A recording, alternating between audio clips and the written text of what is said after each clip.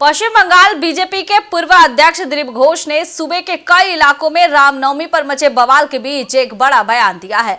उन्होंने कहा कि पश्चिम बंगाल के कई जिलों को हिंदू शून्य करने की साजिश रची जा रही है और बांग्लादेश से लोग सूबे में आकर उत्पात मचा रहे हैं।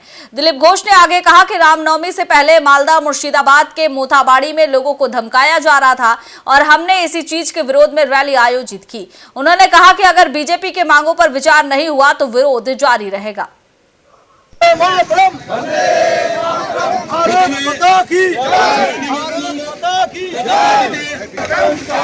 वंदे मातरम।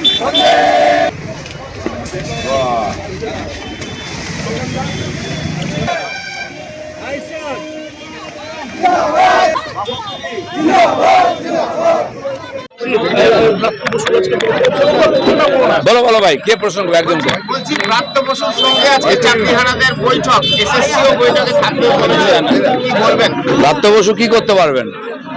মুখ্যমন্ত্রী মিথ্যা কথা বলে চালিয়ে দিলেন প্রতিশ্রুতি দিয়ে। প্রাপ্ত বসুর কথা কিছু নেই, কারণ প্রাপ্ত বসুর কাছে যাওয়ার কোনো দরকার নেই। যান, চা খান, ঘুরে আসুন, আর এরকম আপনাদের ঘুরিয়ে ঘুরিয়ে সময় নষ্ট করা হবে।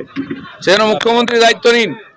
তার সরকারে গন্ডগোল করেছে, তিনি তার সরকারের প্রতিনিধি উকিলদের বলুন কোর্টে গিয়ে 18,000 লোকের যে লিস্ট আছে সেটা জমা দিন।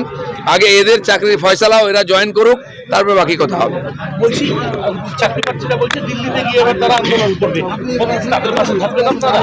না, আন্দোলন তো এখানকার সরকারকে দায়িত্ব নিতে হবে। তারা কোর্টে গেছে, হাইকোর্ট যখন রায় দিল তার বিরুদ্ধে তারা সুপ্রিম কোর্টে গেছিলেন, সেই জন্য তাদেরকে এই সুপ্রিম কোর্টে বলতে হবে।